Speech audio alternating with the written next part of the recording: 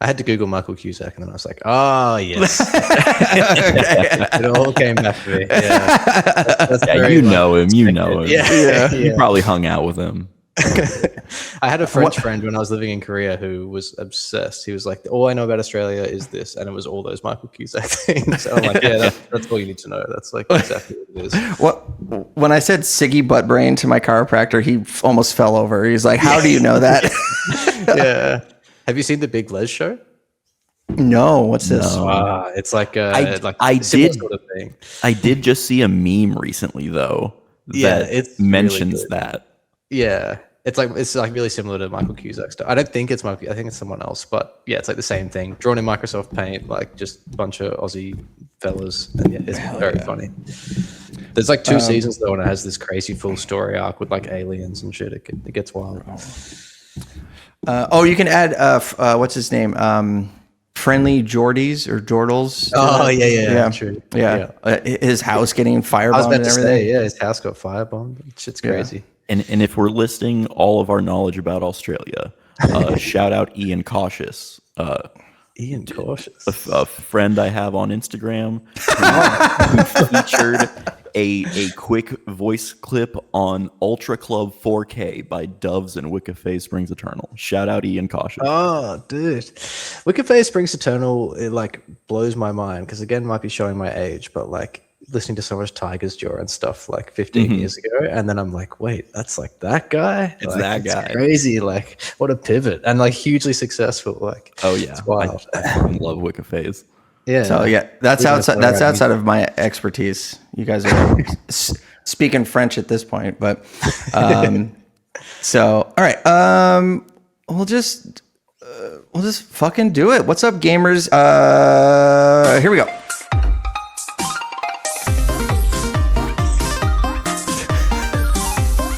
I guess it's just playing the theme song while we sit here statically. Hello and welcome everyone to a special. It's a good visual representation of how we are when we're recording a normal episode. Hello and welcome everyone to a special edition of Dynamic Resolution, a video game show, the #1 video game podcast on the Geekscape.network. Logan and I are going to sit down with Michael with ANTD Interactive, who is the solo dev of the Breakbeat rhythm racing game Angel. You might recall Logan and I played the demo and talked about it on the show maybe a month ago at this point. We originally talked about it probably like a month or month and a half ago, and I talked about it again recently.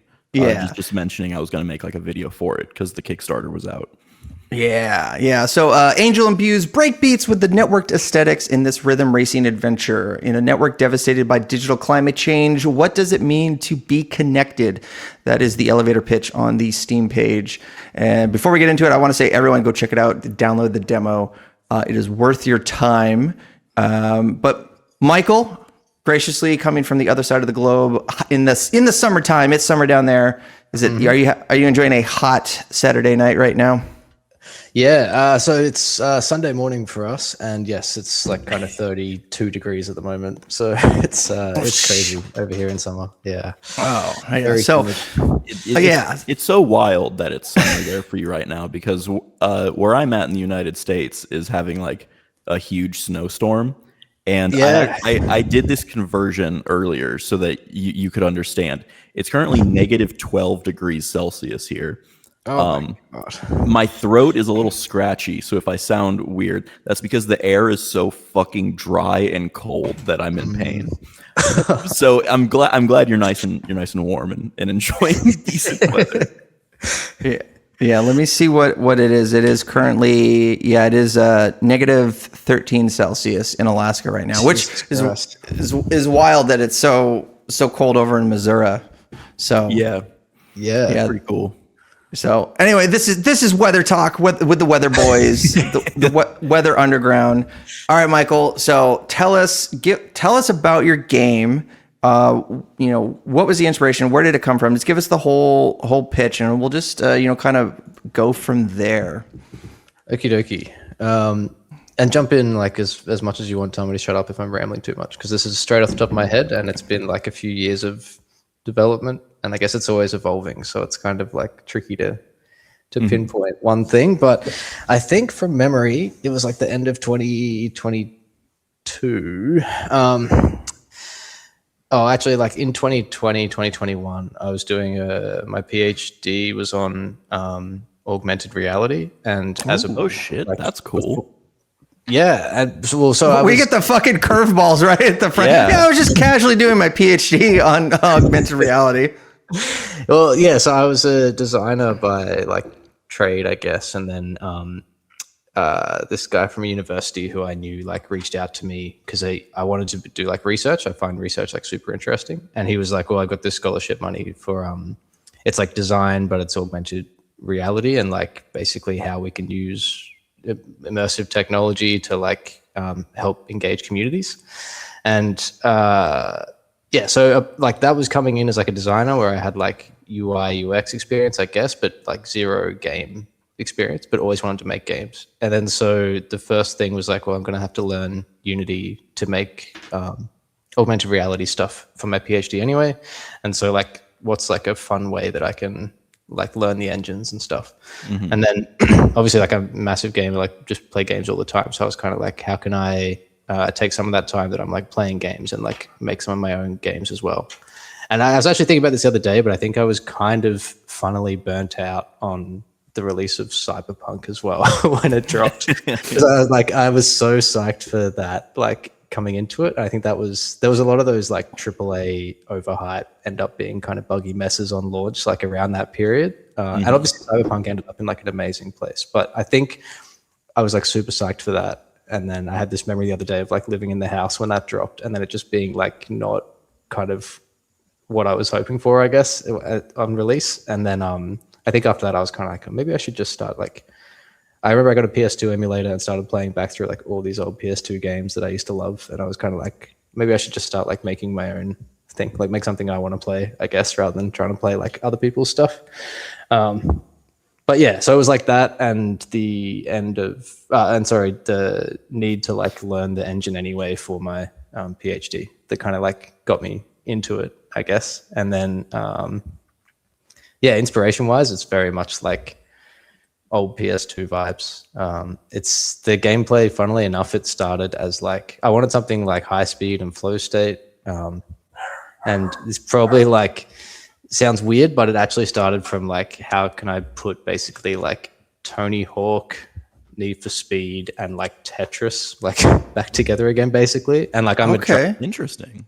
I'm a drummer of like, I've been a musician for like 20 years, so it was always like I guess instead of Tetris, like some kind of drum beat thing. But in terms of like that really high skill ceiling, really fast inputs, but like you can pick it up real quick. That was kind of like the thinking. And in terms of like Tony Hawk, it was like comboing and like doing tricks that score points, I guess. And then trying to do that at like that Need for Speed Underground feeling of like super high speed. So in terms of like PS2 influences, it was definitely like Need for Speed, Tony Hawk, and funnily enough, like Tetris kind of jammed back together again in some kind of game mechanic. Now that you say that, I'm shot back to middle school, playing Need for Speed Underground on the GameCube, and like listening to like one of my favorite bands of all time is the new metal band Static X, which had a couple of songs in Underground. And just like ripping through levels, listening to The Only by Static X. Sure, and definitely I get that vibe from playing the demo. And I'll admit I had some, I know it's early. I did have some constructive feedback about some of the gameplay, but I know it's super early, and I can see that the bones are there, and I'm like, this will be a day one purchase for me for sure, guaranteed. Thank you. And Logan and I played it together while we were on Discord, and sick. We were just like singing its praises. So some of those, besides those other PS2 games, I get a lot of like dot hack inspirations. Was that ever something you played as a youth, or were you into that anime at all? Funnily enough, no. So like anime influences, there's Evangelion, Ghost in the Shell, Lane, Jinro, like all those Satoshi Kon things. Jinro, that is like, okay. yeah, I love good Jinro, taste. but like Jinro, I guess like there's no spy espionage stuff going on in Angel, but more that what I love about Jinro is like yet yeah, that the dynamic between those two main characters is so good. It's kind of like a melancholic drama romance if it was somehow set in like, I don't know, like a spy espionage thing. And then there's all the terrorist stuff going on, and I don't know, there's so much cool stuff in that movie that, yeah, so I love that. Like Psycho Pass, I don't know, like there's a lot of anime and like Japanese media influence, but funnily enough, no, I'm not even across Dot Hack, so interesting. I'm gonna Google it right now. No, I would definitely recommend Dot Hack. It's kind of a stretch, I'd say, comparing it to Angel, but I think there is like a familiar sort of thread there, because Dot Hack is a series that you're playing you're playing a single player game, but the game setting is in an MMO called The World. So the game like kind of replicates the experience of playing an MMO, but it's all NPCs and stuff. And there's a lot of like tying this story of what's happening in the MMO back to what's happening in reality. And Dot Hack walked so that Sword Art Online could run. Yeah, that's what I'm hearing. Yeah, and like the vibe that I got from Angel and the Dot Hack connection was like in that game, like all these in the real world, there's all these kids, all these players that like log into this virtual reality MMO, and then they get stuck in it, and so everyone who is playing it's in a coma. And there's this the best way I can describe it from playing Angel is that it gives me this nostalgia vibe. Like it gives me this feeling of like these old low poly environments, and the thought of what the future internet would be. Like the 2025 internet sold to us in 2001.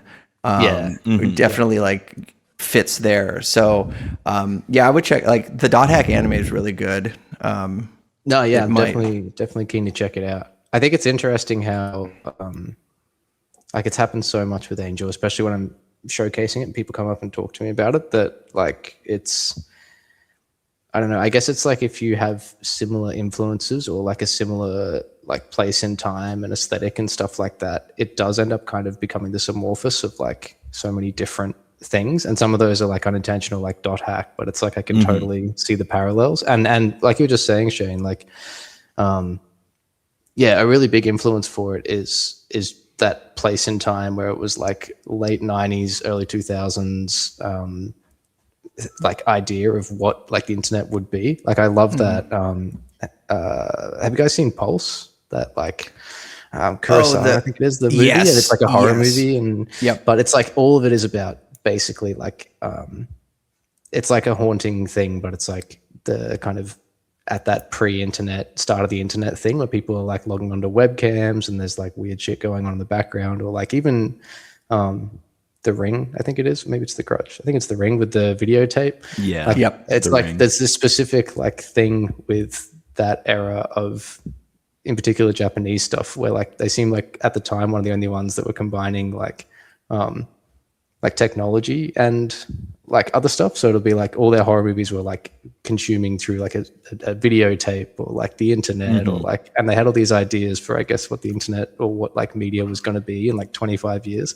And it's like such an interesting, like Dot Hack sounds like the similar sort of thing. And like, there's so much media from that time that is basically talking about what the internet was going to be, or what they like, and questioning how like technology shapes people, which is like really interesting to me.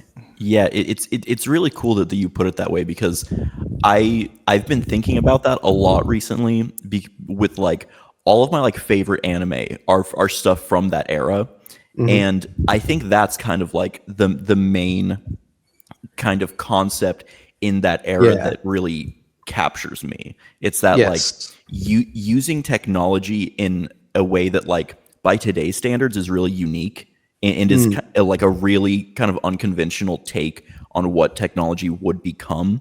but yeah. it's still being like relevant enough to today that like stuff like Lane feels very relevant, even though it was like kind of picturing a completely different version of something that ended up being close to what we ended up with.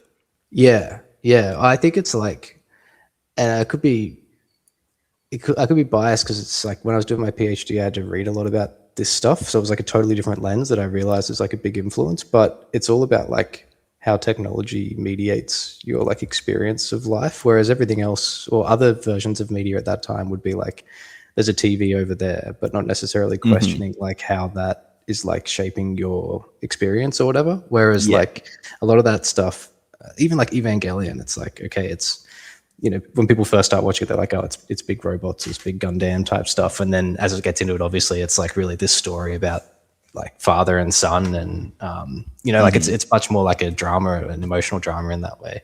And like a lot of that anime from that time, like Lane is like still relevant because of its like future thinking of the internet and stuff, but it's also because of its like expression of like Lane's personality or like Lane's experience of technology and how that like, you know, potentially influences her and stuff. And like there's so many people now who are deep in spending a lot of time on computers and on the internet who are like, wow, it's just like me. And it's like, it's because it's not necessarily just about the internet. It's more about like your, I don't know, place in society and experience and perception of that sort of stuff. Now, This is kind of an off the wall question. Do you have any sort of like theory on why it is that Lane in particular has been tied to breakcore so prominently? No, I really because I think about that a lot, where it's like it makes sense, but I can't really explain why it makes sense to me. No, it's just I like agree. I see it and I'm like, yeah, that works, but like I don't get exactly what it is about Lane that kind of lends itself to fitting with the genre of breakcore, aside from like stuff like Virtual Self is kind of the only kind of through line I can see, where it's like, because Porter used a lot of Lane influence in Virtual Self, and Virtual Self was very like breakcore adjacent. It's just like people discovered these two similar things through that project and just kind of linked them in their brain somehow, and it's just kind of become like a cultural shift. But it's so interesting. It is. Yeah, I can't really remember like in my head like they're one and the same in a way. Like I used to listen to a lot of like Venetian snares and I guess like some of that breakcore stuff that's like pre the sort of more modern Lane breakcore, but like that in my head like they're one and the same at this point in terms of the aesthetic. Yeah. And I think because the era in which like Lane came out was also when that underground like breakcore breakbeat vibe was picking up on the internet. Like you know, I remember listening to like back in the day playing Counter-Strike Source. You could go into custom servers the admins could upload their own like custom music and everything, and like you could vote to play music server wide. There's a lot of like breakbeat, breakcore, like even like Euro dance and stuff like that. So I think it's just these, I would say these aesthetics that were coming up organically in their own bubbles, just like linked up time wise. So like the golden era. It's like the Venn diagram of people who were into these things really just overlapped in a very specific and perfect way. Yeah. I mean, there's so much of that, like all those early PS2 and PS1 ads with like jungle in them and all that sort of stuff. So that makes sense to me. And then I think Lane, I think there is like a personality bit of it as well, where especially for younger people, it's like that.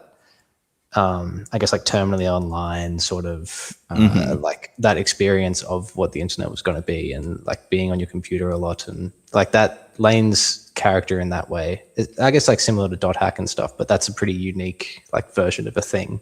And it's kind of like the music itself. And for some reason, terminally online young people tend to just like discover these niche electronic genres. Yeah, exactly. And I want to list off some things that your game just reminded me of. Now, there might not be any throughput or anything, but I'm just gonna list off some things that this goes back to that odd nostalgic feeling. Like Logan educated me on the word. Was it anemia or anemoia? How do you say it? Yeah, anemoia. Anemoia. It's the concept of feeling nostalgia for a time you never experienced, or like a time that didn't exist. So it's I use that word a lot with what I do, because until I was banned from Etsy, it did a lot of PS1 style cases for modern games. So it's that's kind of how I would apply that idea.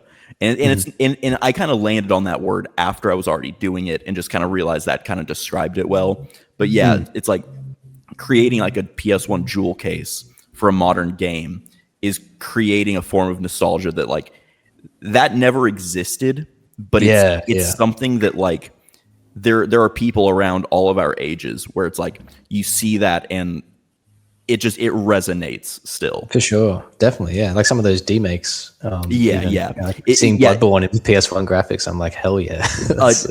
Do you ever watch the YouTube channel 98 Demake?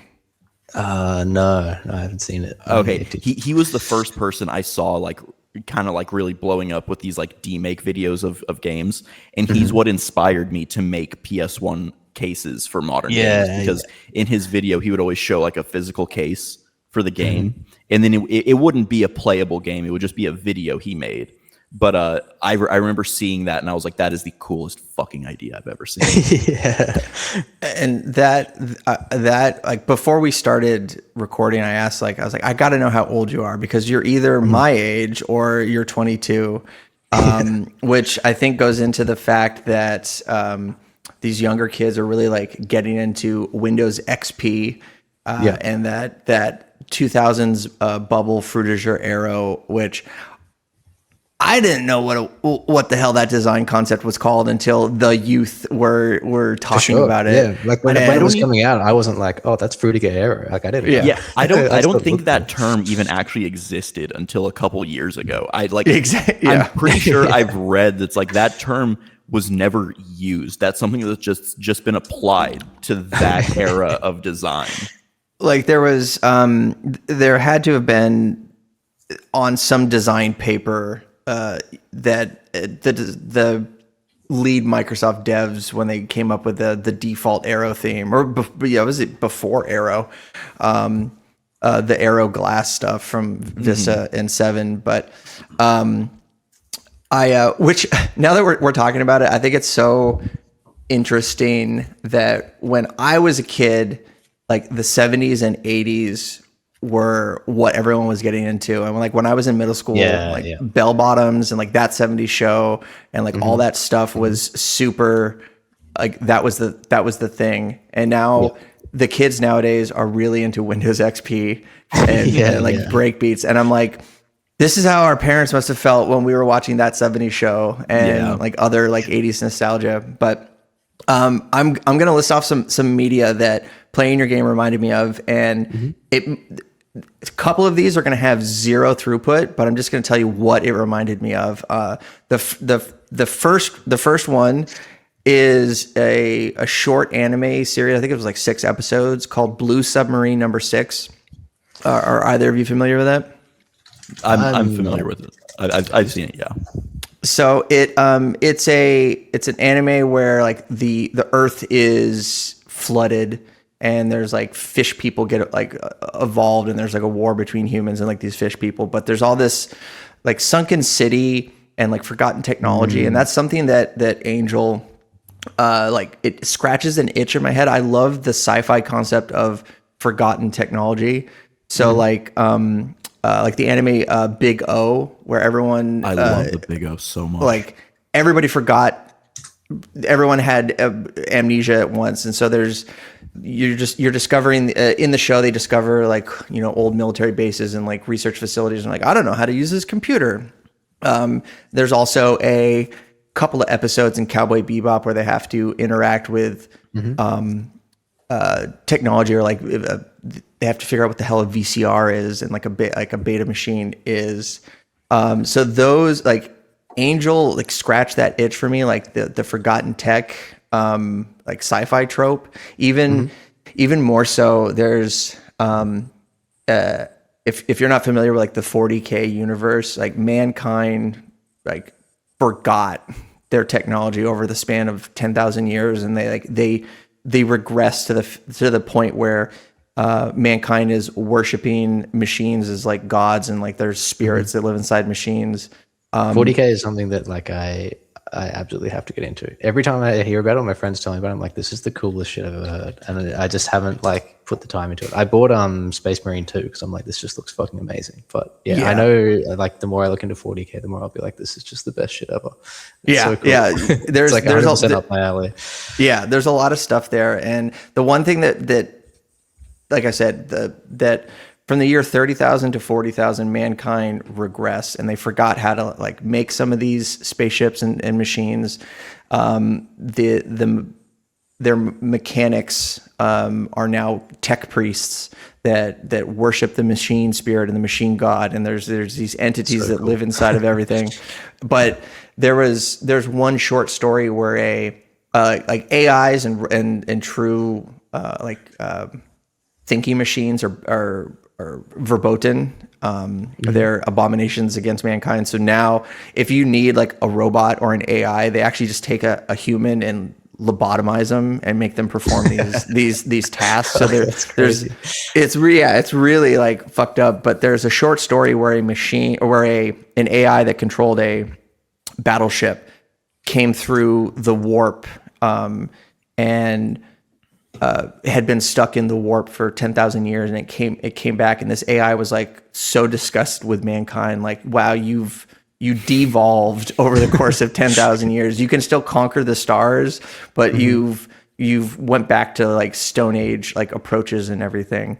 Even though that's like that may not be in Angel at this point, but that it just playing the game, like the vibe and exploring through like just the first couple of demo levels, like the narrative demo tutorial, it plugged into that. Is that something that you enjoy, those types of like sci-fi tropes, sure. or did that influence Angel at all? Am I just picking up stuff that isn't there, or did that have an actual like input on the game?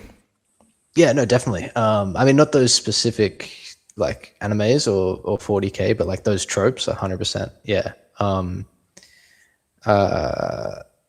So like it was definitely inspired. Like when I first started making it was like the beginning of ChatGPT, basically like 2022. I'd known about AI obviously for like a while before that, and but in terms of like it really kind of having an interface where people could talk to it and stuff, I thought that was really interesting. And I mean, this is early days now, so it's a bit strange to say, but like I was curious to see, like, I suppose if you were going to talk to it, like what the hell it would even think of when it comes to like its own sort of impressions of things. And then, aside from that, like sci-fi tropes, like anything that is, basically like technology coming back through a warp to be like disgusted with humans is like, that's the coolest shit ever. I love that sort of stuff. I think with Angel, it was like, there's so many different influences. I really like Ergo Proxy.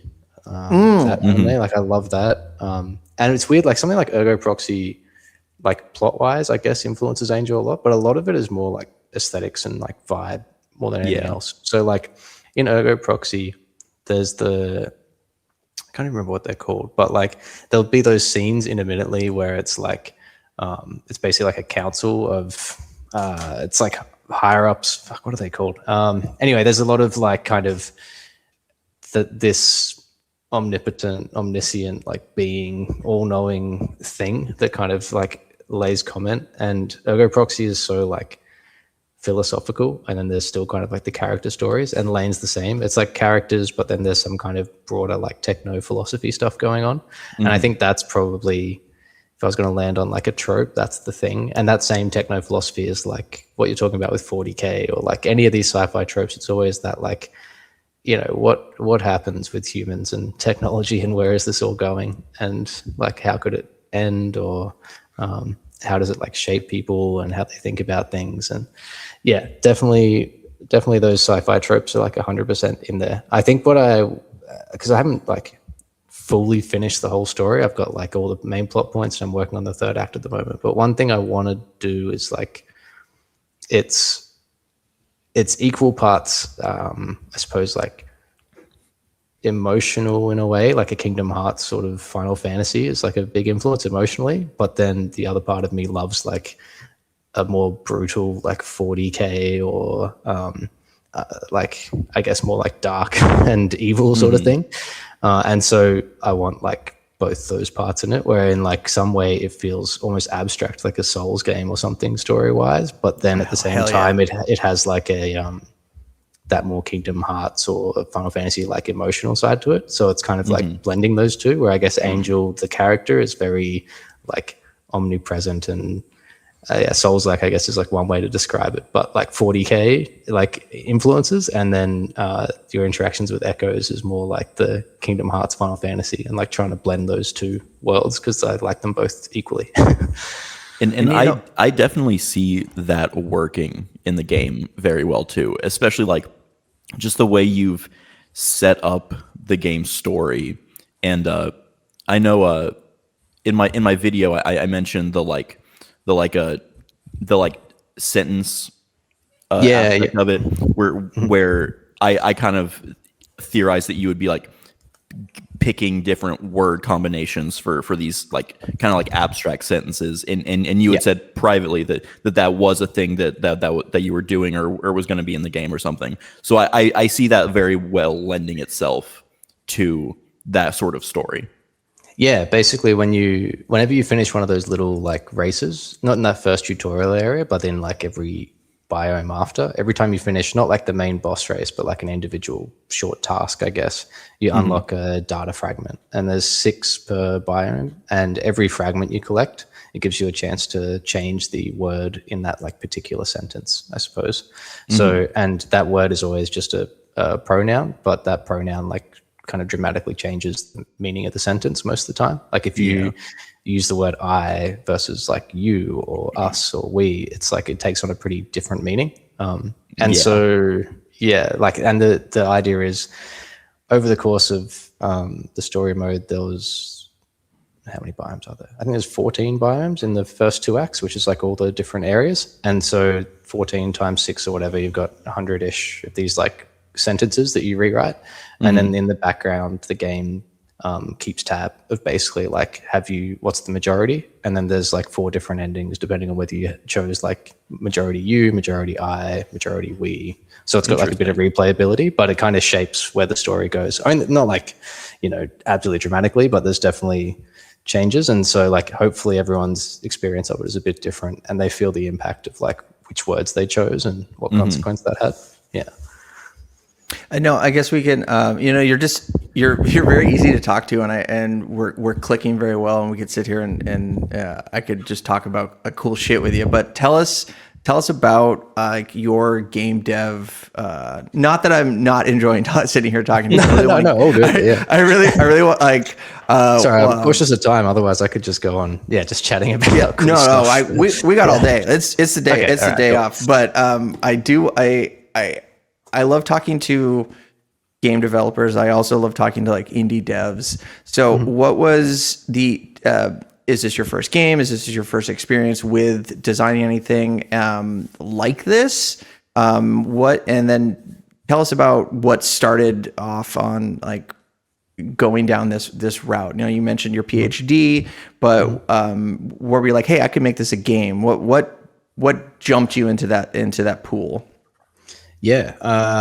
So yeah, it was very much like I was spending a lot of time playing games, which I love doing, and I really miss now because I haven't had to do it in so long.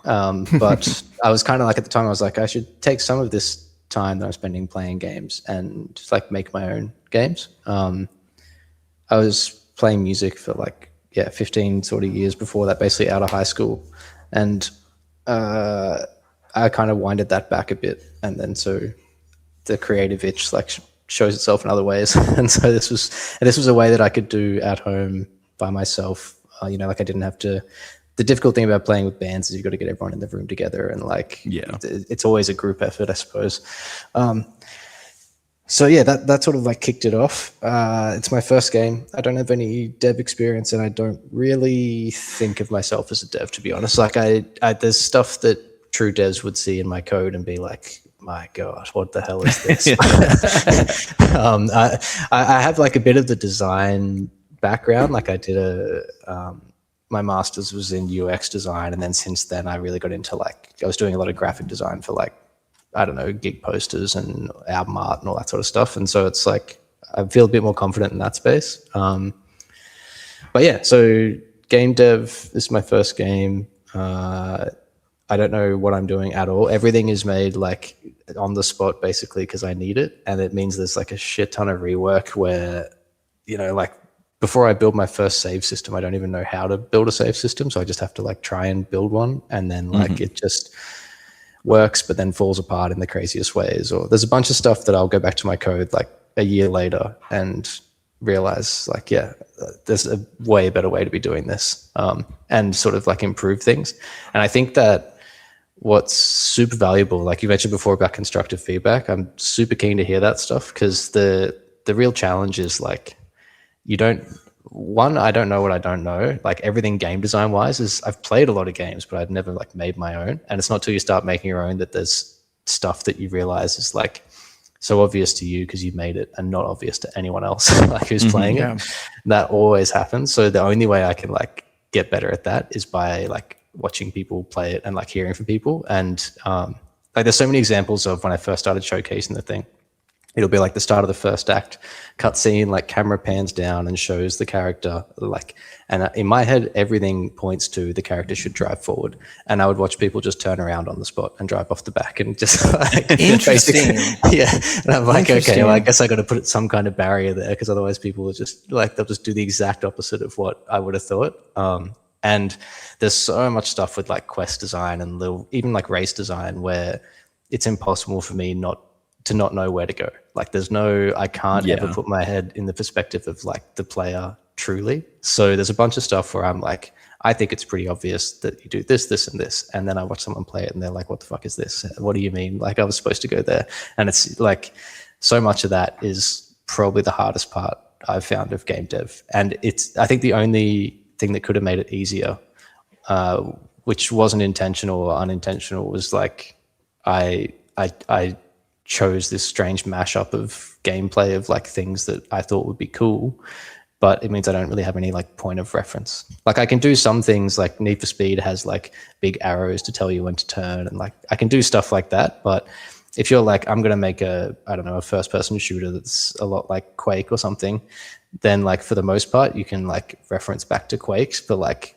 design cues or like ways that levels are designed and stuff. Whereas I'm like, well, it's kind of like Tony Hawk and it's kind of like Need for Speed and it's kind of like Tetris, but the aesthetic is like Wipeout and I don't know, with bits of Kingdom Hearts and stuff. Like it's so many weird things thrown back together again that it's hard to land on like design cues that will help tell the player what to do, I guess.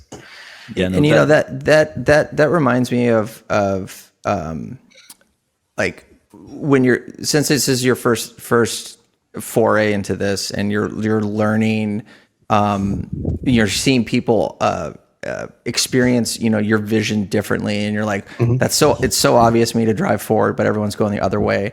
That reminds me of like when Nintendo made Zelda 2 and they made it a completely different game, like the side scrolling, and it was at the time fairly universally like it was very contentious. Either you loved it or you hated it. And looking back at it, it was so early on in like home video games that nobody had made a sequel. And so they didn't know like what you do for a sequel. So like, well, it's the second game. We got to make a whole new game. And then the third one came out and it was like the first one. So like your experience reminds me of that story. We're like, oh, we've never made a sequel before, so we don't know what a sequel to a game is. Yeah. No, definitely. I want to say too, hearing the influences of this game from you is so fascinating to me, and I've loved how recently you've been showcasing some more like inspiration from your end.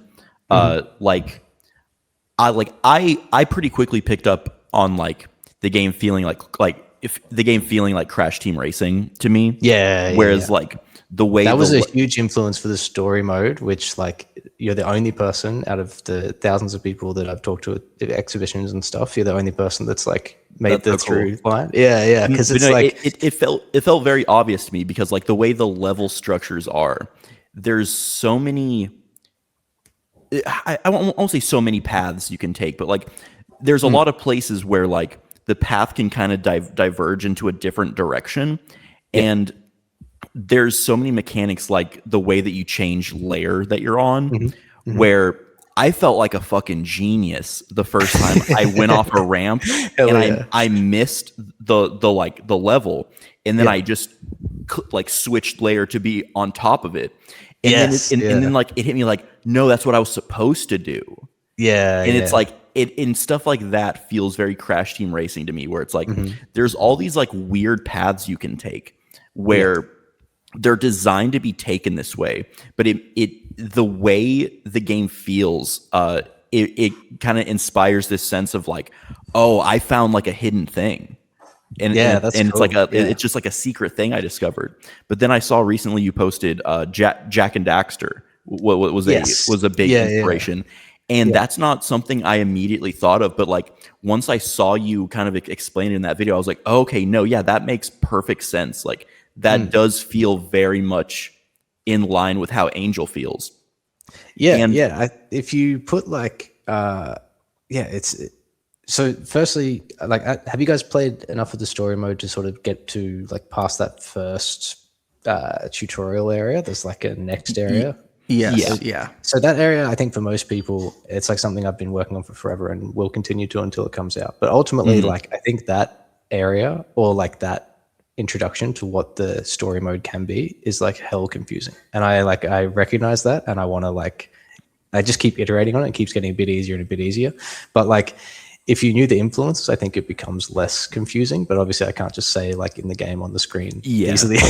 But like, it's basically like Tony Hawk and Jack and Daxter put together. And I would definitely agree with that. Like once you kind of get the spirit of what sparked this, it becomes way easier to understand how it works. But it's like, you just need a little bit of time with it before you can even begin to make that connection. And that's a thing where I never intended it to be that way. It's just like the connection is there for me because I'm making it. So I have to recognize that it's not going to be there for other people who's like first experience. Like if you're sitting down playing a racing game and then all of a sudden it goes into this world where there's like quests and tasks and stuff. If you're thinking of Crash Team Racing, or now I tell a lot of people like that recent Mario kart worlds or whatever, I'm like, it's kind of like that. Then it clicks for people. But otherwise, if they sit down thinking they're playing like a little sort of racing game, and now all of a sudden there's like this semi-open world biome thing with quests, and when you complete a quest, this fragment shows up and stuff. It's like, what the hell is this? But if you think of it as like, if you think of those first semi-open world Tony Hawk games like Underground 2, where it was like you'd go talk to I don't know, like one of the pros would be hanging out on the side of the park, or even Tony Hawk 4, I think it is the first one. But like basically you go around, you talk to people, and they're like, oh, you got 30 seconds to collect all the skate letters or whatever the little task is. Like it's basically the same loop as that. And then the only extension on that is you do the same thing in Jack and Daxter, but when you do it in Jack and Daxter, when you've like finished the task, you unlock the precursor orb, which typically isn't like just at the end of the task. It like opens up somewhere else in the world, and you have to like go up and find that. And it's like those two things are basically the gameplay loop of that story mode. But the difference is that that's never like been in a racing setting before, I guess. And there's no rhythm stuff. And like, even still, I'm not like a world designer. So like, having that in a way that's not confusing, and being able to like teleport up and down layers and stuff, like it just starts to get more and more confusing. But if I could have on screen, like as soon as people played like a little cutscene that actually just stole footage from Tony Hawk 4 and Jack and Daxter, they'd probably be like, oh, okay, this makes sense. There is another inspiration thing I wanted to bring up. It's you posted the song what was it inspired by the producer Placid Angels. Oh yes, yeah. Dude, when I saw that, I was geeking because I was like, this is that kind of like knowledge that I've wanted, because it's like I was not familiar with that song or that album before then, but I listened to it and I was like, oh my god, this is exactly what that is. I gotta listen to that. What was it called again? Well, the song is called Angel, and the band is Placid Angles. And it just like that's why I named the game Angel. And it's funny because it's got so many other like references to Evangelion, and like pretty much any anime from that time has some kind of angel reference in it, and like anything, like it's like across the whole board of everything that's ended up in the Angel game. It's like so much of it is related to angels in some strange way. But funnily enough, like when I started, it was actually just named after that song because I liked it, and like the way it made me feel or whatever was very much like the world or the thing I wanted to create. Yeah, there's definitely multiple releases on that album where it's like I listen to it and it's like, yeah, this is exactly the energy that the game is going for. And I was just so excited to see you like feel that little tidbit of knowledge. It's just like, dude, that's the sort of like super in the weeds thing that gets me so excited. It's like, oh yeah, I get it now. I see the foundation under it now. Yeah, hell yeah. Yeah, the other thing is there's this guy, Myra TV. I used to play in bands with him, and he's my good friend Sean, but his like moniker thing is Myra TV. And he sent me a demo of like, or sent me like a folder of like 30 demos. And those demos, like some of them are still in the game. Well, heaps of them make up like I guess like main menu music and all that sort of stuff. But that folder is like, the game just like wouldn't exist without that folder. I always say to him, like it's like if I didn't hear, like all I was basically doing was creating like weird little virtual worlds to like what I was picturing from those demos. And so like, yeah, if he didn't send me those demos, the rest of it like wouldn't be a thing. It's crazy how much is linked back to just like this folder of like basically scraps that he was just like, yeah, you can use what you want from here. And I'm like, this is the best shit ever. It's funny. That's funny. That reminds, like I'm a semi-professional DJ. I used to do it full time, but now I do it just for fun. But I would that's the way that Logan and I met. Or like your story reminds me of that because I saw Logan posted a song that he produced on Reddit, and I became I became a Turbo fan, and then I started following his Facebook page. And then one day he sends me a friend request. He's like, "Hey, you're liking everything I post. We should be friends." And I was just like hell yeah. And then years later, like here we are. And I'll be DJing a party, and I'll be in a folder of a genre, and there's like there's a song from 15 years ago that Logan put out as like a B-side, and I'll be dropping it at a rave of like a couple hundred people, and I'll take a picture of my DJ software, and he's like, why the fuck are you playing that? Like I haven't used that name in forever. Yeah.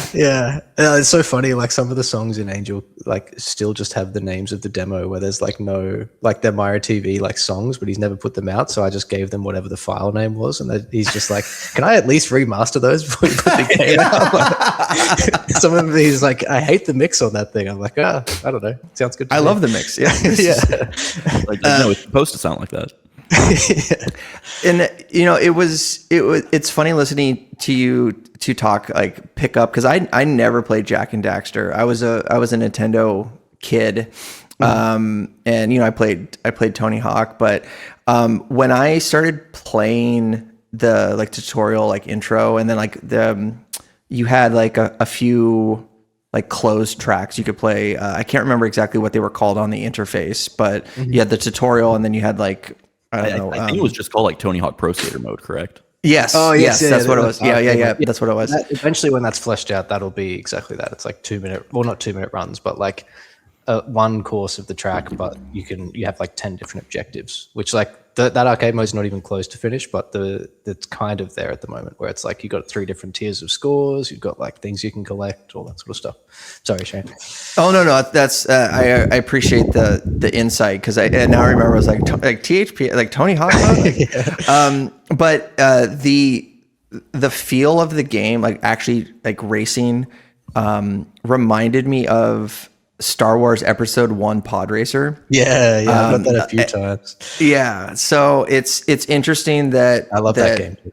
Yeah, okay, yeah, it's just interesting to me that the 3 of us have all these like separate upbringings and references, and Logan was able to pick up on one thing that I had never played, and I can pick up on another thing like Pod Racer. Yeah, It's seeing, like, I don't want to like get like too dramatic or anything, but seeing something that you're creating that's creating so organically, and you're like learning the process as you go, and everyone else with their own experiences picking up on these different tropes that you may or may not have intended for, is one of the things why like I love this underground type of like art creation. Same. If that makes sense. It's so cool. Like Logan, that video you posted the other day, like that was so cool to be like, like here's this thing I'm creating in Australia in like isolation from you, I suppose. Like it's not like we sat down and I said, here's all the things about the game, and then you went and talked about them. Yeah. But it's like everything you talked about, you like picked up all the things that I'm putting out there. And like similarly with like Pod Racer and the things you're saying, Shane, it's like some of them I can say when I first started, I remember it was like Tony Hawk, Need for Speed, and Tetris or whatever. But like it's every day and every week, it's like evolving in some other strange direction that's definitely taking influence from, like, I played so much Pod Racer as a kid as well. And like, yeah, so many different things where it starts to like come together. And that's just me like here in Australia doing that and putting it out there. And then it's so cool that like in other corners of the world, people can be like, oh, actually that's the shit that I was playing when I grew up, or like they're picking up things from it. It's such an interesting like medium in that way that it can, and it's really like satisfying and sort of validating for me to be, because I'm making this selfishly, like basically just because it's something I want to make, but then like that it hits with other people as well is really cool, because it's like, oh, this isn't like an isolated thing. Like this is sort of how a lot of people feel, which is really nice. I do have to wax poetic that you're down in Australia, we're up here in America, and there's people all over the place finding it. I guess maybe we are experiencing the internet that we were sold back in 2001, where like the interconnected worlds. Not to get too dramatic, but I think too that like I've said countless times, and I will continue to say that Angel is one of the most unique games I've seen pop up in a long time. And I think it's the fact that you have this sort of design ethos, just pulling from all your favorite things and just mashing them together and seeing what works, that really lends itself to this like really up to interpretation sort of feeling that all of us are having, where it's like we're all pulling different things from it, because it's like there isn't another rhythm racing game that someone might have played before that they're like, oh, this is that thing. It's like, no, this is unlike anything you've played, and you're going to connect it to whatever the closest things from your history that feel like this are. Yeah. And it's just that like unique take on just making this game that makes it so interesting to me. Hell yeah. Yeah, I feel lucky that it's my first game and that I don't have any, like, I couldn't be coming at this from a game dev / game design like perspective at all. And so because of that, it's like pure aesthetics and pure vibes first. And so like, and that kind of comes across, and as long as that hits, it helps cover up all the shitty game design decisions that I'm making and stuff that I need to improve, because it's kind of like, what's the overall vibe here? And like that vibe people resonate with first and foremost. Whereas I think like at least interestingly, like a lot of the people that I've been speaking to that are in games industry and have been in games industry for ages, their take on things, I guess, is way more games focused, like understandably. But it'll be like, we're making a roguelite this, and it's like the decision starts with a game genre and like a certain mechanic or whatever. Like, this is going to be a first person shooter that does this and this, and then like the aesthetic or the art is like kind of decided after, like not all the time, but like a lot of the time it's a game first focused and aesthetics second. Whereas for me, it was like, I guess, more aesthetics first, and then like what's the gameplay loop underneath all that. I don't know how to explain it, but it feels like I'm coming from a place that isn't as typical. Like I know whatever. I know exactly the idea that you're communicating. Like I've watched a lot of Thomas Brush's like full-time game dev podcasts and videos and stuff, and it's like I've also dabbled with trying to make games, so it's like I'm familiar enough with the process, and I've listened to enough professionals talk about it where it's like, you like they always say to follow like a general sort of like guideline of like, you think of your gameplay loop and your like gimmick and stuff. And exactly. And it's very refreshing to see a game taken from a different perspective where it's like, no, I wanted it to kind of feel like this. And then like when I start with a race or whatever, or even a biome, it's like, what's the music, what's the color palette, and then most of the time there'll be like an anime or a film that has like the opening of the first act when the camera pans down. I actually just took this screenshot from Ghost in the Shell, dude, and basically like mirrored the back against that, and it's like anytime I've played that level, I just think like, this feels like Ghost in the Shell. That's like amazing. Ghost in the Shell. Yeah, and so like those sorts of decisions, like, yes, gameplay is very important, and I need to get way better at it. But like where I'm starting from, is less about like it's sort of drawing influence from all these non-game things and then like putting a game onto it, as opposed to, I suppose, like starting with maybe the game and then the other stuff. I'm not sure like that if that's how other people do it, but yeah, from some of the people I've talked to, there's a lot of a focus on like, build a game and put it out in a month, so you learn how the whole dev process works and how to launch. And like I think that's super valuable, but then that can also lead to like 10 million Vampire Survivors type games, or like whatever the like certain genre is that's really popular. Like we're gonna make another survival horror, and it's like that's definitely there's a place for that as well. The soup of the day, game of the day. Yeah, like there's the pejorative like friend slop games. Like there's a lot of like Repo and Lethal Company games coming out right now.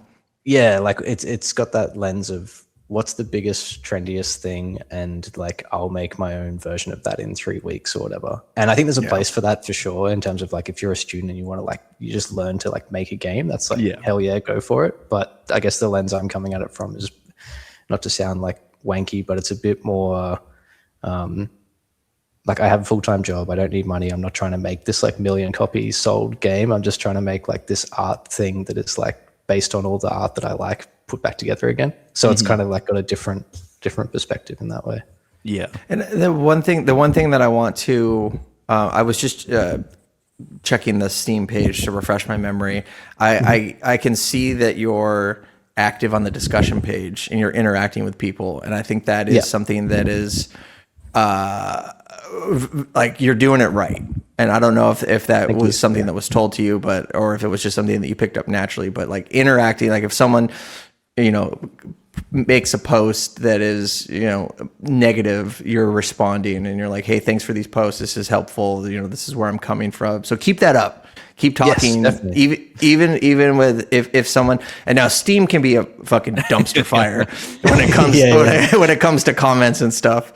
I follow this really funny subreddit that's like, I can't remember what it's called, but it's basically screenshots of like negative Steam reviews, but then like the played time, and it'll always be like 4,000 hours played, and just like the most scathing review. And it's and understandably, like I think a lot of them are probably like a save file corrupts or something, and the person's just so fucking frustrated. But it's always funny. It's like, why did you play it for this long if you didn't like it? So I remember there is like an element of that. That reminds like what Logan and I really got into Payday 3 at the start, and then like let it cook for a while and came back. But I love like reading negative Steam like him and I were reading negative Steam reviews of Payday 3, and it's like, this game sucks, it's trash at hour 15, and then then it goes 200 hours on record now. It's like, okay, so you never stopped. You never stopped playing. And I've been playing this game called Herdling, which is from a studio that Okamotive Interactive that makes really emotional storytelling games. Cool. Where no dialogue, no nothing, really powerful music. But I love seeing like the negative reviews where it's like, this game runs like trash, it's terrible. I have a 5090, and then I have a computer that's less powerful than that, and it's just like, oh, they didn't turn the frame cap on, so the game doesn't like to run. So interacting with your detractors is good, even if you think like, this guy's a fucking dumbass. No, for sure. Yeah. I mean, I think like playing music for like 15 years or whatever, like it's different, but I think I've got like a bit of experience in that sort of thing, I suppose. Like you would play a show or whatever, and then someone would walk over after and tell you their life story. And there's like an element of some of it's like really helpful, and other it's you like learn to sort of cut through the noise. But when it comes to game dev, I like genuinely don't know what the fuck I'm doing. Like I do more now than I did when I started. But so when someone says, oh, I really like this, but like this thing was happening, or I couldn't figure out this, it's like, thank you. Like, please tell me those things, because that's the only way this thing's going to get any better. So, and that's probably like one of the hardest things with PC game dev, is that there's a infinite number of hardware combinations. That makes it just like, you can develop for the PlayStation, or you can develop for a billion different graphics cards and a billion different motherboard combinations and processors and operating system combinations. Yeah, there's so much stuff that I don't know. Like, for example, it's a rhythm game, so obviously input latency is like super important. And I didn't know that, like using wireless versus wired controllers, like Bluetooth can just tear that to pieces. And like having code so people can change their own like sort of latency or calibration, like all that stuff is, I guess, super important, but not stuff you necessarily, or I didn't think about until enough people play it that I'm like, oh yeah, shit, that unique combination of headset and Bluetooth means that they're going to be like hearing it different to what they're seeing on the screen, or like if it's not running at this FPS, it might fall over in this way, and all that sort of stuff. It's, endless combinations. I think I might have said this when Logan and I were playing it together, but I wish there was, like in Rock Band, you could go through a latency adjust like setting. That would be awesome to have. For sure. And I don't know if you've made this change. I think my biggest hang up with the game was what's it called when like you have like your pattern, like your piano roll or your pattern.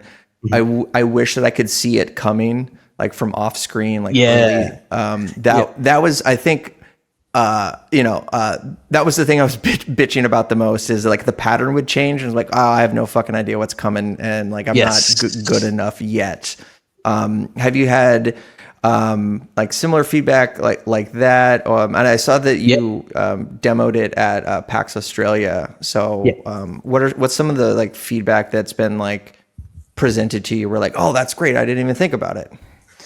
All the rhythm stuff is the most obvious, because it's complex to build, and I think honestly the way I've built it, like code wise, is kind of shit. So it's like there's a couple of things that are like now so obvious to me that I just need to like put some time aside to. Basically, I have this endless list of stuff to do, and every time like I add something to the bottom of it or take something off the top, like it just keeps growing and growing, and I kind of need to like prioritize. So there's an element of the demo that's like, this is in a playable enough state that people can pick up the vibe, and then there's certain things like input latency calibration is like very high on the list. But what I'm trying to do, I guess, is finish all the content in the story mode, and then have like 4 months to just test and iterate and fix it all. But like I'd rather be able to give everyone a full game to play that then has like some patches each week until it's like really good, versus like are really flawless, but like the story mode itself isn't finished or whatever. So I'm just prioritizing like content first because it's almost done. Having said that, like I'm always testing and tweaking. But yeah, the input latency thing, definitely want to fix. There's this really annoying thing that I'm aware of where, especially with the more complex beats, like inputs like overwrite themselves. So you'll press like what should be the hi-hat and the snare, and I've got this sort of setup where if you hit the snare a bit late or a bit early, it's like okay, like it figures out where to put it. But then if multiple different inputs are all trying to like basically figure out where to put it, sometimes one will overwrite the other, and that just the user experience of that really sucks. And that's probably something that you didn't know. Like you're in Unity. That's probably something that you didn't know, going into it, that would be something you'd have to contend with, right? No, and a lot of it is like architecture, like design sort of stuff. So for example, when I press an input, the game like registers that input and tries to figure out like which beat it's closest to, and it does all that in real time. And what it should be doing is it should always be like a beat ahead of what it's showing the player, like it's almost a trick. So in that way, it's got time to register that, okay, you've pressed the button, and then in the next sort of 30 milliseconds, we'll figure out where that goes. Whereas doing that like in real time, it can be like a beat late, or there's just like a bit of latency behind it. And so adjusting everything, if I had known that going forward or setting up, I would have like done it differently. But now I'm kind of like deep down the rabbit hole of a potential rhythm system that needs some serious tweaking. But like I didn't even know any of that stuff when I first started. But yeah, the feedback for the rhythm stuff is probably the biggest one, I think. Just recently I built 2 different like rhythm UIs. So I saw you post those, yeah. Yes, it's kind of addressing, hang on, I can show you real quick. But it's kind of addressing that, Shane. But yeah, I want to get to that place where we have potentially the inputs floating across the screen so you can see what's coming in the next bar. There was a PlayStation 2 game, and I wish I could remember it, where it was a rhythm game where the inputs would be like floating in like one by one. And I even think they made there was like a Final Fantasy like rhythm game based on this engine. It might be extremely, in fact, I know it would be too difficult to mimic that input, but knowing the patterns ahead of time. And again, I know it was a demo, and proof of concept. So I understand, like I said that to him, I don't want to come off like I'm poo-pooing it. No, of course not. No, it's really helpful. Yeah. And I think one thing, like the more that you, or the difference between this and a typical rhythm game is like, Rock Band or something like that. Oh, maybe not Rock Band because it's drums, but like Guitar Hero or something. Yeah, there's like repeating patterns, but at the same time, it's kind of linear in the sense that it's like start of song to end of song. Whereas with Angel, it's kind of like if it's the drum and bass pattern, like until it gets really complex, it's like that pattern is basically the pattern the whole song. Like so, it's rare that you're gonna have like a different beat coming up next that you haven't already played. And if you are, it's probably going to be to the extent of like 4 beats or 8 beats. So like once you know what that 4 beat like loop is, you'll know like when it's coming. But then to that point, even if it was just like a visualization of where you're up to in the loop so that you know like, oh, that combo is the second combo in the 4 combo loop or whatever it is. But that sort of stuff is like way more end game. But I have, let me share this. When it comes to like this stuff, it like my internet claim to fame is that I posted a video on my personal YouTube channel that it got like 3 million views and like got turned into a meme. But it's like you might have seen the video of the guy from Creative Labs playing drums on like a piano keyboard, and him explaining like how a drum pattern works. He's like, this is the rock and roll pattern. And it's like, hitting the drums and then bringing in the second instrument. And I dabbled in music production using like Propellerhead's Reason, like way back in the day. Oh, hell and underrated. So underrated for sure. But that's how like if I'm ever in a Guitar Center like tooling around on like a drum machine, in my head the way that I work is like I like to build it up. So not to give you like feature creep or anything, or throw something else on your plate, but like a mode to be able to like build your own drum beat would be stellar. But here, let me bring your screen share up to the stage, and tell us about what you're looking at here. Yes. So, and actually on that, I built something ages ago that I need to sort of get back into the game and probably have as its own mode. But I did have like a beat trainer that essentially you like press a button and it brings up like all the beats or all the possible combos, and you can like practice them at different tempos. That's cool. Yeah. So this is, you guys can see my screen, right? Yeah. It's just like totally random level, kind of like halfway through the story mode. But I just wanted to show you that, I've got like, just recently I built, so now if you press like left bumper or B or whatever, you can swap between the beat visualization. Oh shit, that's exactly what I wanted. Because that's exactly what I wanted.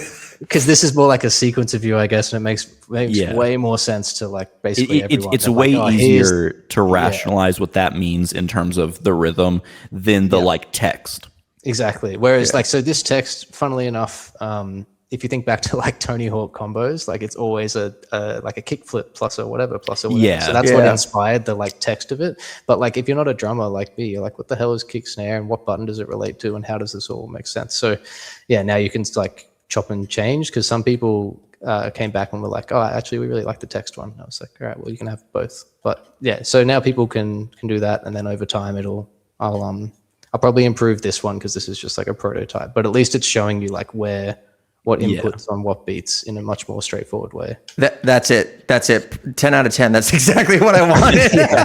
Oh yeah. I also added a camera last night, finally.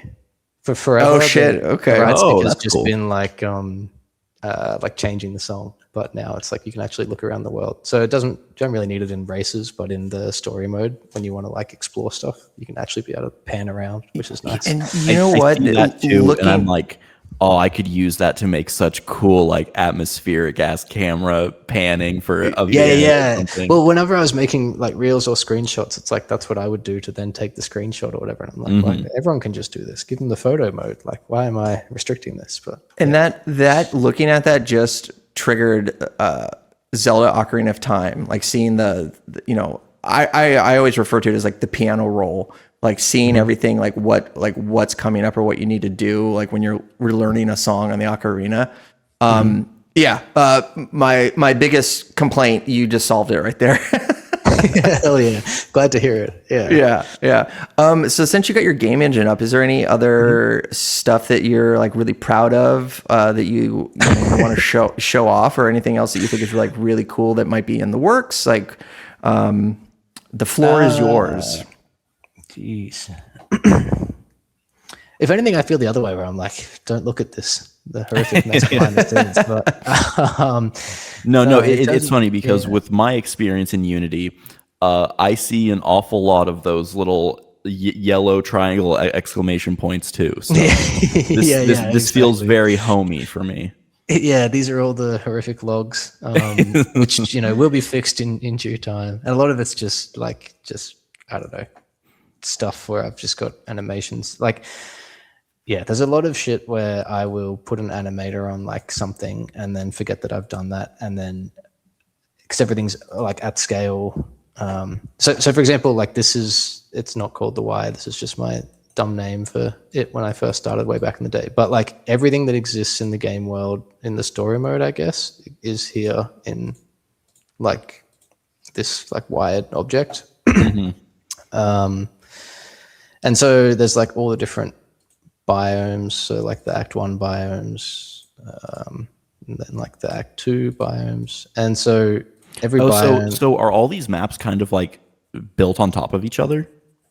Yeah. So this is in one way this would make like game devs cry probably. I imagine. Fuck, like why are you doing this in one giant world? But I am, and there's a lot of optimization going on where like stuff gets turned off and turned on depending on where you are and what you're looking at. But no, that's super fascinating to me. I really like that idea that it's all built on top of each other. I think that really helps it create like a more cohesive world too. That it's yeah. like, What I really like about it is like similar to Souls games, I guess. Like when you pause it, obviously it doesn't. Well, I've set it up so it doesn't pause everything. But what I like is stuff like so this is like the first opening sort of tutorial area when you're getting around, and then you go into the first area in Act 1. But like technically, if you wanted to, as in terms of like a peek behind the curtain, if you're like, on this track here, it's not like the background is like over here is like a different scene. Like you are eventually, like an hour from now, whatever in the game, you will end up like over here. So I always liked that I always liked that in other games where it was like that sense of exploration, I suppose. And so like in here is 12 or 13 biomes, which is like basically all the story mode. That the final act is going to be in a different area. But I like the kind of the thinking that you can be in one biome, but like you're actually not far from like other parts of the story, or like as far as you think you are. So this is the fourth act in the first biome. Oh, sorry, the fourth biome in the first act, and you're like, while you're here, you're going to, if you like move the camera, be looking at this whole area, which is actually way later in the game, and it's kind of that like that Souls thing where you're in one area and you're like looking across at a cliff, being like, oh, that looks cool, and then like 10 hours later, you're on that other cliff, and you're like, that's like that was that bit. Like I always like that. It's so cool that everything you see in the background isn't just skybox. It's all like exactly. That's the game. Yeah. So then you get that sense of like as you're moving through the world, you are like genuinely moving through it, I guess. It reminds me of how the crew was pitched to us, where you could drive across all of the United States.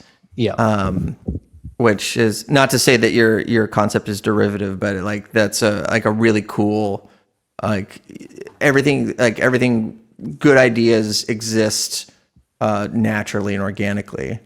What's something that now that you could go back in time and tell yourself back when you started?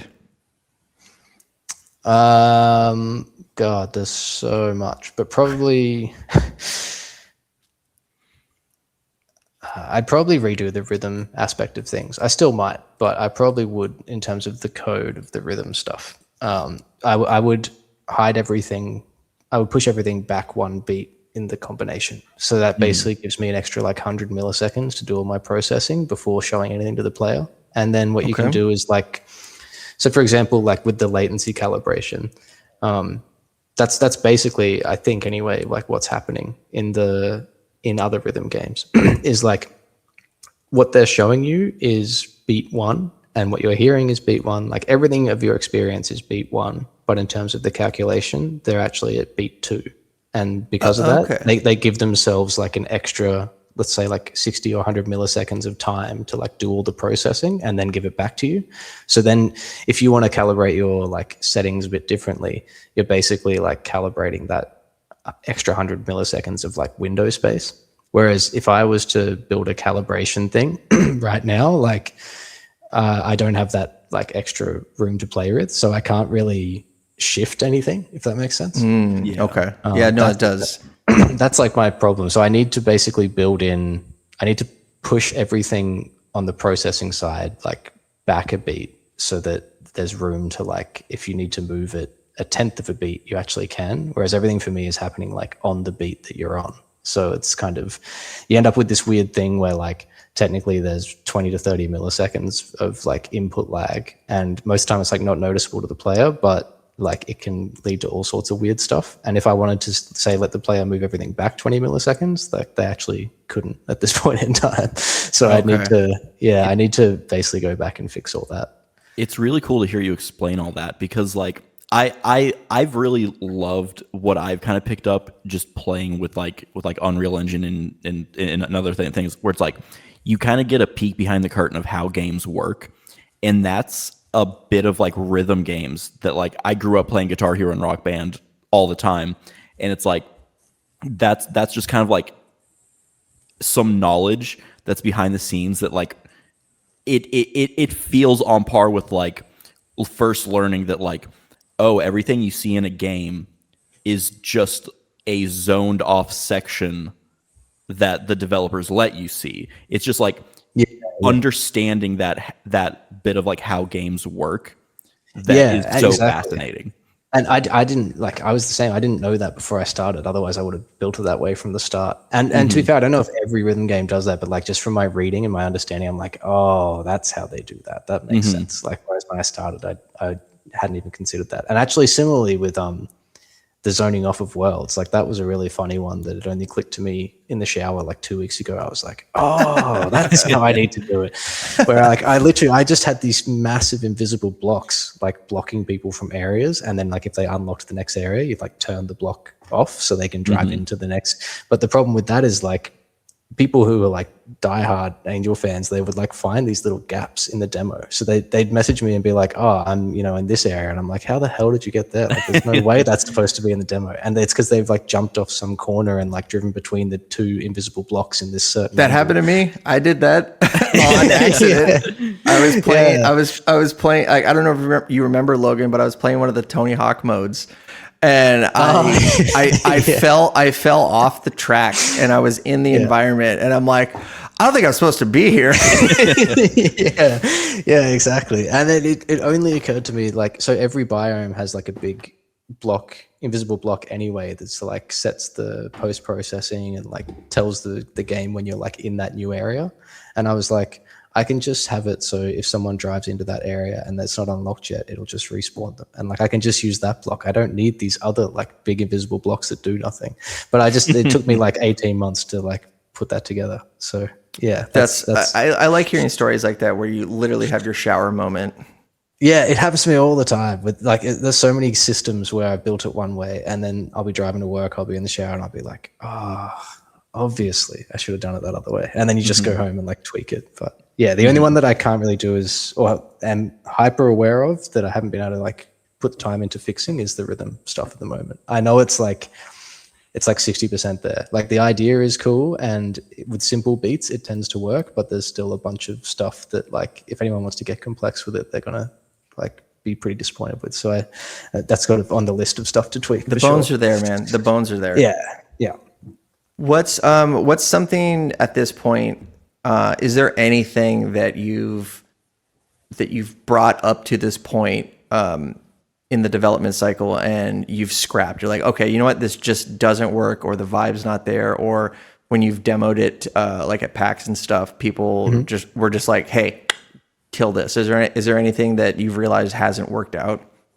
A lot. Yes, but I've gone through like the tutorial. I've gone through like 10 iterations of a tutorial, like teaching people how to play the game, because it's like it's rhythm and it's racing and there's this verticality about it where you can teleport up and down. And it's like a lot of the early tutorials, I would just like put it in text, and like I would have them do one thing, like race for a little bit in a straight line, and then I would have dialogue come up and be like, okay, now do this and now do that, and like still people would just get hell confused. And then to be honest, like the opening of the story mode, that tutorial area, I don't really like, but it's really hard to find a balance between like fun enough for people who are going to pick it up quick that they like don't get bored, but simple enough for people who it's going to take a bit longer. And that spectrum of players is like actually massive. Like that's a huge thing from PAX that I learned, because people who like rhythm racing games or like rhythm games or racing games, they like pick it up pretty quick.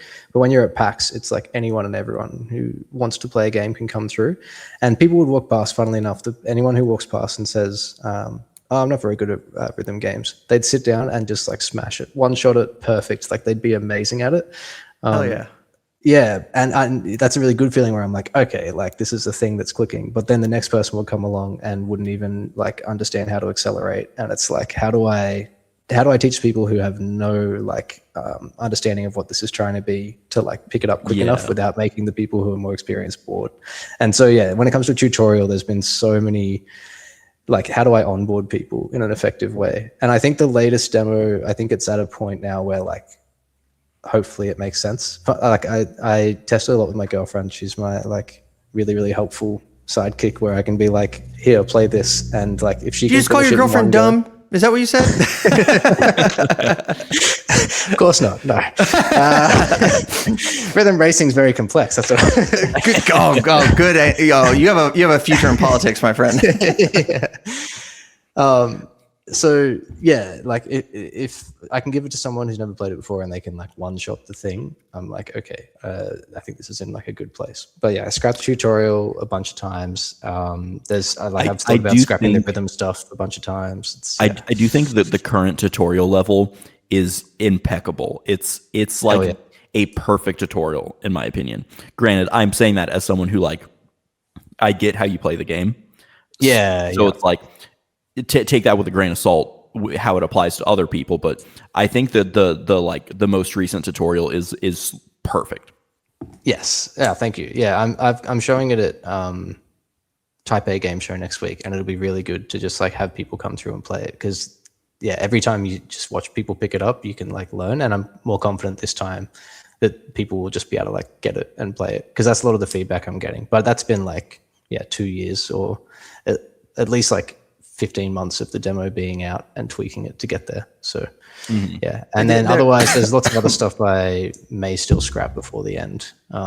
It's really hard to not have like big scope creep. So no, your story reminds me, like we have a booth at San Diego Comic-Con, which is the big thing, and we've had a booth there forever. And for the longest time, the convention put us over in like the movie and like media section.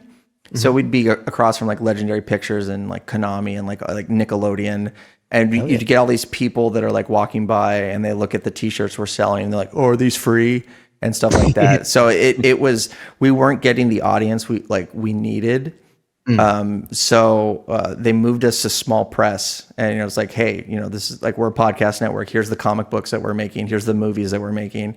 Which is one thing that I think benefits Angel being presented at like truly like gaming expos, is that you're going to get people that are like, you're getting the target audience. You're getting the people that can give you the good feedback, as opposed to like you're going to like a Comic-Con and they dump you, next to the new Marvel comics, and someone's like, what's this? Like you're getting, I think you're by going to PAX and going to Type A. It is Type A, right? Is that the? Yes. Yeah. Yeah. Like you'll be getting the genuine feedback that you need. Yeah. And I think that, like, this is a bit of an aside, but it speaks to, you need to also get good at like what you take on and what you hear and like how you address it. And so like, to that point, if you have, if you're in the wrong area and you have a certain audience coming up and asking for free t-shirts when they're like obviously not free, like, sometimes you can like take that on and be like, maybe there is something I could do differently. But then there's also a part of it where you're like, this is just not the audience that I'm trying to make this thing for anyway. And sometimes it's like there's a middle ground there where you can sort of like, I don't know, you can hear, like I listened to Bill Hader years ago on some like podcast thing, and he was talking about how like you can listen to people's feedback, but like not necessarily like have to listen to their solution. And like, so they'll, that's good. Where they're like, oh, I think that maybe if you do this thing, it'll be better. And like, what they're really saying is, I'm confused in this part of the game. But that doesn't mean that you have to like necessarily build the thing that they're suggesting you build. It's more just like addressing their need. Because sometimes what they're suggesting is like, respectfully, they're not a game dev either. So they're just like trying to express to you what they're feeling about that thing. But yeah, in terms of games in general, I like, again, sometimes when I speak to like very gamesy people, like games industry people, some of their feedback on Angel is like, understandably, they don't know what lane is. They don't know what like the influences are. So there might be parts of the game where they're like, this would be way better if there wasn't all that text on the screen. And I'm like, well, yes, but then it also wouldn't be Angel anymore. So it's kind of like, that's kind of the point. Yeah. So it's like, you kind of have to listen to the feedback and take it on, and it's super helpful. But 100%, like the target audience is really important. And like sometimes if the target audience is like, oh, I love this because it's like Lane or because it's like Virtual Self or whatever the thing is, then you're like, okay, well, like the people who know what I'm trying to put out there are aligned with it, so maybe that thing doesn't have to be tweaked, as opposed to like listening to everyone all the time and trying to take on everyone's feedback. Are you familiar with the term getting filtered in games?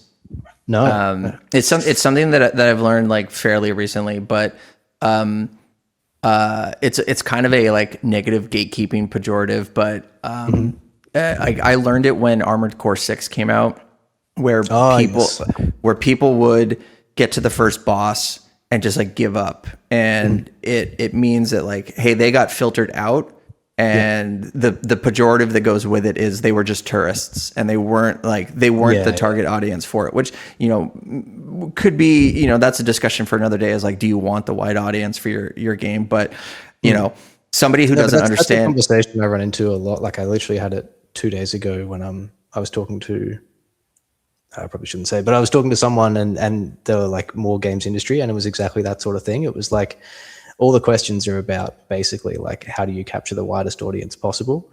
Like it was kind of like, oh, are you doing this? Are you doing that? And it's like, well, I mean, no, but if I did, like, yeah, it wouldn't really be Angel. Like you have to at some extent be okay with like the filtering of the audience depending on who you're expecting to play it. And like, for example, if you or Logan are like, you know, I can't get to this certain area of the game because I'm getting confused, I'm like, hell yes, tell me. That's what I want to know. But like, at the same time, if it's someone who 98% of their games played are like cozy games, and they're like, oh, the rhythms and the racing is a bit too hard for me, it's like, well, respectfully, maybe it's not your type of game. Like I don't have to, you don't have to please everyone, and it's not necessarily an exclusionary thing, but it's just kind of like I'll do my best to achieve that. But like Souls-like games, in some elements, my game design, it's inspired by Souls-like, or by Souls, like FromSoft stuff. So, it would be wild for FromSoft to like completely change their philosophy if people said the games were too hard, or Armored Core. But at the same time, like when you look at Elden Ring versus like Demon Souls, there's clearly like Elden Ring has more accessible like build options, and like they're clearly tweaking for a wider audience as they're going, and you can have your own like thoughts about that. Me personally, I love like Sekiro and Bloodborne and stuff where it's kind of like get good to a degree. But I also like Elden Ring has that, and they leaned into that with Night Rain and like the DLC and stuff. So, but yeah, I think that's exactly it. You can kind of like have these stages in the game that people aren't necessarily going to get past, and sometimes that's shitty game design. And I don't think you should cover up shitty or use like be like, oh no, that's intentional, when it's actually just bad. But there are things that can be intentional and like are going to exclude people in that sense. But that's okay too sometimes, because they're not your audience anyway. No, I think it's really good that you have that perspective, because a lot of like podcasts I listen to, that's come up a lot, where it's like, especially with how big gaming is online now, it's like people will critique things and criticize things for not being like the perfect game for them, and it's like you as a player of games, you have to just like keep in mind that like not everything's for you. Like not and that applies to like everything on the internet. It's like not everything is for you. And that's okay. Exactly. Yeah, I think it's I'm lucky being in the indie space, because I can just like choose like this is for me and the thing that I want to make, and I'm not doing it for a career yet, although I would love to. But so if this sells 200 copies because no one likes it, but I like it, then I'll be just as happy, sort of thing. Like I'm not. Whereas I think if you're a AAA studio, you are kind of like, especially if you've got like shareholders and all that boring stuff. But if there's like, you know, this needs to hit 5 million sales. Well, if it needs to hit 5 million sales, then we need to like kind of give in to all these certain like market forces that people like about games to make sure it hits those niches. But then the funny thing is, like, games that don't do that end up being some of the biggest hits anyway. And like, again, like FromSoft is a testament to that. But there's heaps of games where they're just like, no, we're just going to make the thing we like and make sure it's good. And then it still goes gangbusters. So I think that's like the most important thing to do, is like make the thing you want to make. I would say there's definitely like a certain like je ne sais quoi of like that like the average player can feel, where it's like, even if something isn't exactly catered to what your taste might be, I think people appreciate when something has like a very distinct vision in what it is. And I think that's kind of like the secret sauce to stuff like FromSoft, where like they know exactly what they're trying to be, and it either works for you or it doesn't. But the fact that it's kind of like unabashedly like, this is what this is what makes more people more drawn to it and want to understand it better than like your average Ubisoft game that like is just trying to be like the perfect game for everyone. Yeah, exactly. I think I'm a bit lucky as well that I'm like making a PS2 game, because a lot of the games from that era, it was semi-unintentional that they had these like weird quirks, like there were limitations to the technology or whatever. There's certain things, but then those things end up making the game like what it is. Like, I mean, maybe not the tank controls from like old survival horrors, but like that sort of thing where you're like, but that stuff like, still too, like that, like stuff that like by today's standards, like tank controls that we see as like kind of objectively shitty. It's something that like it might be like a hindsight sort of like retrospective like critique of it, but like at this point like stuff like that is almost celebrated, and that like no, that's why the survival horror worked so well, because the controls weren't good. Yeah, and like if they, and it's like that wasn't like through the proof. Yeah, it's like that wasn't the point at the time. But it was a very crucial part of making that experience. Yeah, exactly. I think it was like the game, like those Second Wind guys and one of their design delves might have been, or was, anyway, there was some video where it was basically talking about like half the magic of the old Silent Hill. Like it was when the remake came out. Was that the fixed camera angles like force you into the perspectives of whatever the developers like want you to experience it through. Yeah, and there were certain parts of it that were like kind of way better in the remake, but lost some of that because you have the freedom to move the camera how you want to move it. And just like little things where it's kind of like, yeah, to some extent, the restraints of the old consoles made for like really cool like limitations, and then that fully shapes the whole experience. Like and that also goes back to the fact that like, you know, 20 years ago, 30 years ago, game devs and like the people like consuming games just didn't know better, and so they're like, well, tank controls make sense in this slice of time. Like I'm going to make a weird parallel. Like I'm really interested in historical and antique firearms, like, you know, going back 100 years and like watching things get developed, and seeing these, you know, there's a YouTube channel called Forgotten Weapons, and he'll pull up a random machine gun from the 40s, and it's like, this is what they were trying to do. And, you know, looking back in the lens of 2025, 2026, it's like, oh yeah, that's completely ridiculous. And, you know, looking back at Resident Evil 1, it's like, well, you know, the tank controls are clunky, but in that slice of time, it made sense as that like, hey, let's try this, because that's like the next iteration. Yeah, definitely. Also, I'm gonna watch Forgotten Weapons. That sounds amazing. It's pretty good. Yeah, he's they pulled up, talked about some very interesting Australian firearms from World War II that I never knew about. Sick, cool. Yeah. Apparently, there was a Australian high schooler that built a submachine gun for the Australian Army during World War II, and it helped conquer the Pacific. So, holy shit. Yeah, very interesting. What anything else that you're super proud of at the game at this point, or anything that you can tease us like coming forward? Do you have like a update schedule or anything like that? Yeah, so Kickstarter's going at the moment. The rewards of that, I think, have early access into the first act in next month or the month after, and then the end of Act 2 at the end of June or mid-June or something. The whole game hopefully will come out in November, but we'll see. I don't know if I want to compete with GTA 6, but then I also think maybe I do. Well, there you go. Like your target audience won't be playing GTA 6, so they'll need something to play. So yeah. I don't see a big competition between people deciding like, am I going to play GTA 6 or am I going to play this breakbeat rhythm racing game? Yeah. And I kind of want to, like, honestly, the smaller I can do it and the more like phased it. Like, I would rather sell 100 copies in the first week, like get the feedback on what's like working and what horrific bugs are showing up, fix it, 100 the next week, 50 the next week or whatever, and over the course of a year sell 1,000 rather than sell 1,000 up front and all 1,000 people experience the horrific mess that may be the 1.0 release. So I think it's better to I want to kind of improve over time. I think it's going to be more of a slow burn type situation. But yeah, no, I will hopefully put it out in November. I've almost finished. Well, I've got all the story laid out for the whole story mode.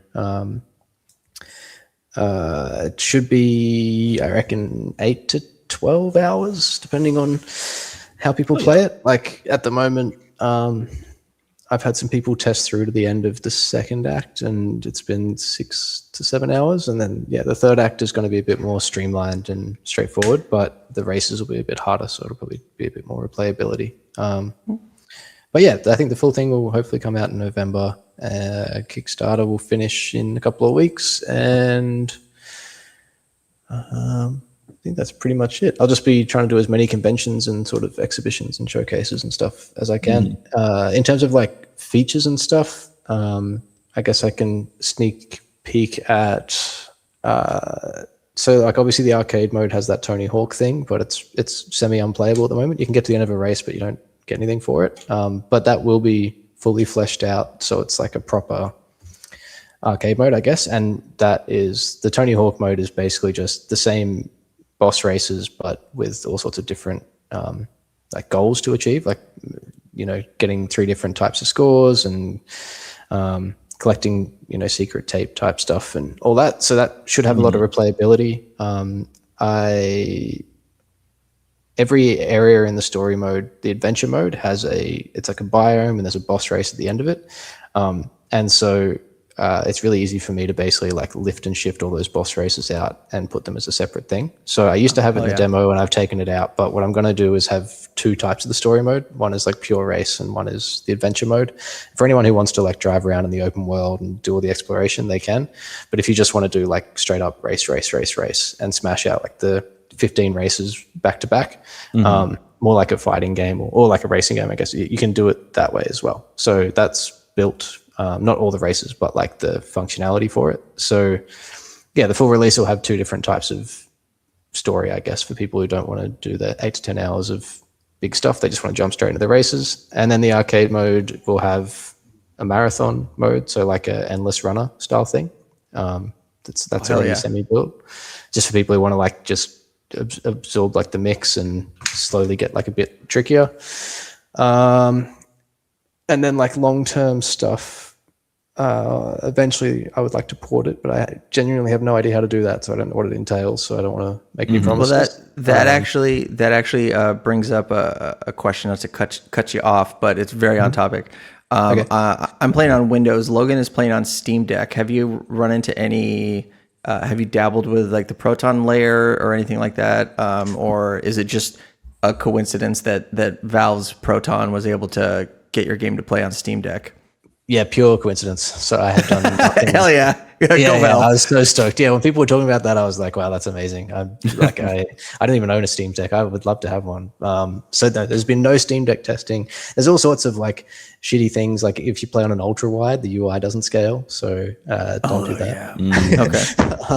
Like it will by the time release comes out. But yeah, my design philosophy is basically like get something together, get it out, people can play it, and then like improve it. So I'm very much like a get to the end of the thing and then iterate on it like 100 times rather than try and make it perfect immediately, because I can't make it perfect without people's feedback. So there's all sorts of things in the demo like that Tony Hawk Pro Skater mode, which is like clearly not finished, but it gives people like a taste of what to expect. And then I can, by the time the release comes, all that stuff will be fixed.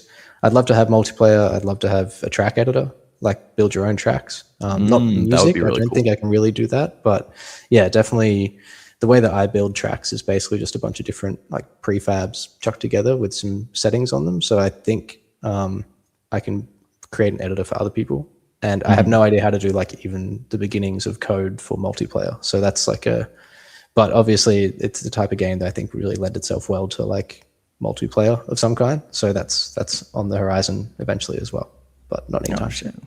All right. So yeah, where can people find more of you online? Yeah. So there's a Steam demo and a Steam page for Angel. If you just look up Angel Steam demo, it should come up. You can find me on Instagram as Anti Interactive, I hope, or maybe I'm something else. Maybe I'm Echo. It's like a ANTD in interactive. Yes, ANTD Interactive. YouTube, pretty sure is the same. Hang on, let me pull that up. I'm in Chrome instead of Firefox, so 1 second. I have to remember all my things. You need these tattooed on your arm, man. You gotta get yeah, exactly. QR code on your no wrist. room left, unfortunately. My whole body is better at this stage, but yes, where are we? My YouTube channel is, and we'll have it's all this Anti-Discipline, links and everything. right? Okay, yeah, thank you. But yeah, I otherwise just look up the Steam demo and Angel demo on Steam. It'll come up. Anti Interactive or ANTD Interactive on Instagram. I will make a Discord soon and invite people to that, but that's still a while away because I got to get this Kickstarter finished, and then when we move into testing, I'll give people access to a Discord in there. Cool. I think that's probably it. Just the Instagram and the Steam page is probably a good place to start. Cool. All right. Well, we'll definitely have you back on when the game is out. And hell yeah, thank you. You fixed my one complaint, so I'm very, very excited. Listen to player feedback. Yeah.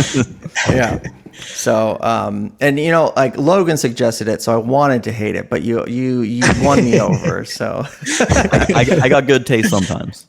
Yeah, sometimes. Yeah. So, well, Michael, thank you for coming on, being so generous with your time. Thank you for sharing everything. And everyone, all the dynamic resolutionists and geekscapists, be sure to check all the links below and support the Kickstarter. When does that end?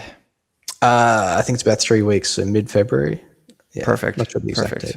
Yeah. All right, so we will get it up. So, all right. On that bombshell, thanks for talking with us, man. Appreciate it. Yep. Yeah, no, thank you guys so much. This has been a fantastic interview. I'm so glad that you were able to do this.